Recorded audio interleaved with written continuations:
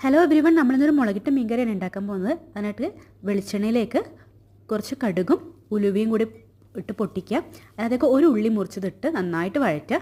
പിന്നെ കുറച്ച് വെളുത്തുള്ളി, കുറച്ച് ഇഞ്ചി ഇട്ട് നന്നായിട്ട് വഴറ്റിയതിന് ശേഷം ഒരു തക്കാളി നന്നായിട്ട് വഴറ്റിയെടുക്കാം. അതിനുശേഷം നമുക്ക് പൊടികൾ ചേർക്കാം. മഞ്ഞൾപ്പൊടി, മുളക് പൊടി, പിന്നെ ഫിഷ് മസാല ഒരു 1 ടീസ്പൂൺ നമ്മൾ ചേർക്കുന്നുണ്ട്. അപ്പോൾ അതും കൂടെ ചേർത്ത് നന്നായിട്ട് വഴറ്റിയെടുക്കുക. ഉള്ളിയും തക്കാളിയും പൊടികളും എല്ലാം കൂടെ നന്നായിട്ട് വഴണ്ടെടുക്കണം.